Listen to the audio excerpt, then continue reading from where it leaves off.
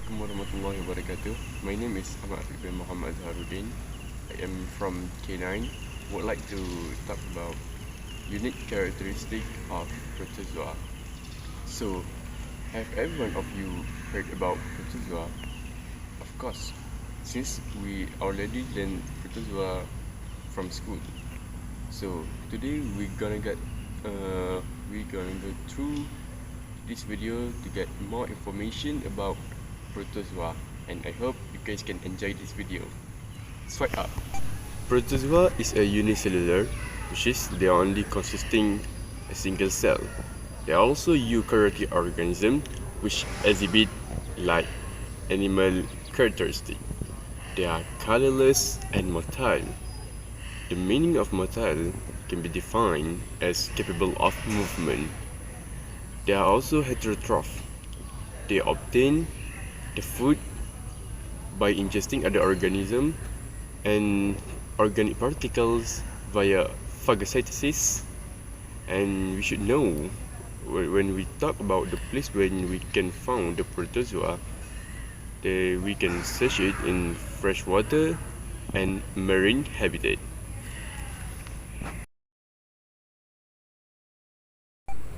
So there are 4 classifications of Protozoa. The first one we have phylum Euglenophita. Second one we have phylum Rhizopoda. The third one is phylum Coelophora, and the last one is phylum Apicomplexa. For the first one, for phylum Euglenophita, we can see as example as Euglena.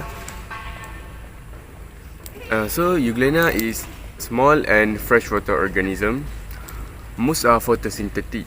Some lacks of chloroplast, therefore ingest or absorb their food. They have mitochondria and lacks of cell wall. Special origin on chloroplast, we call it pyronoid, which produce unusual types of carbohydrate called paramylon. We have 2 flagella, which is unequal length and eye spot. And the last one for Euglena, we have contractile vacuole, which function to remove excess water. So the next one we have phylum Rhizopoda. The example is Amoeba proteus. So for Amoeba proteus, they move by pseudopodia. In Greek, we may use the term false feet, but in Malay, I think we use kaki palsu. And its functions to capture prey and locomotion. Do you know what it means by locomotion? Locomotion is ability to move from one place to another. So they are also heterotrophic, which feeds on wide range of bacteria, algae, and other protists. Amoeba proteus is just the perfect example for this phylum Rhizopoda. There are 3 vacuoles for this topic. So the first vacuole is digestive vacuole. The word digestive is the keyword for the explanation. So that's the reason. The function for digestive vacuole is helps in digesting food particles. The next one we have food vacuole.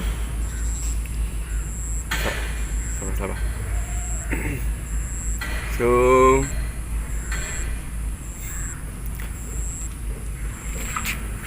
next one we have contractile vacuole, which is as I mentioned just now for the first introduction of the video.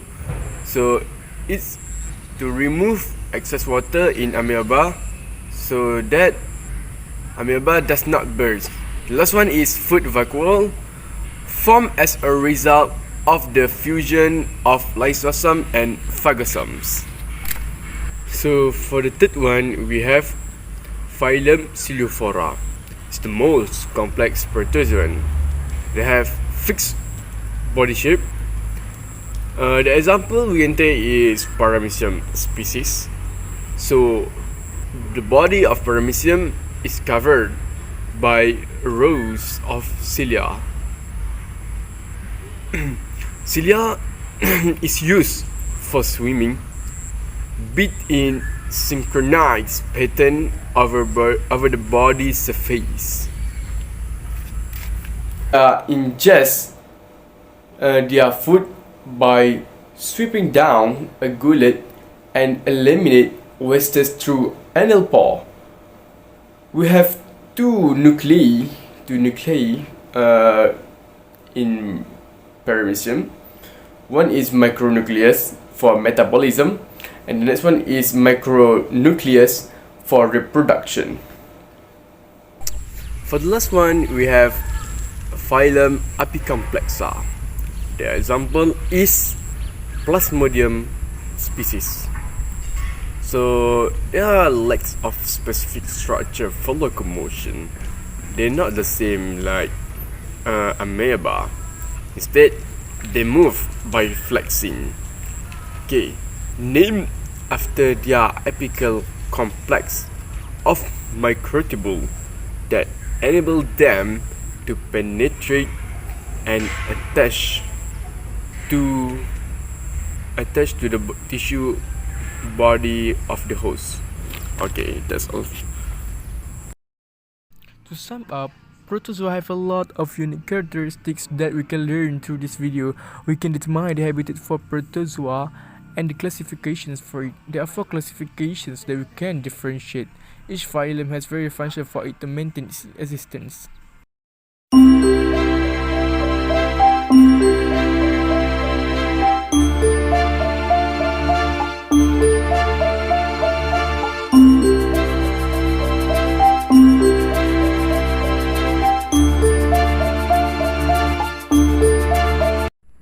I think that's all from me. I hope you guys get some new information and knowledge about Protozoa.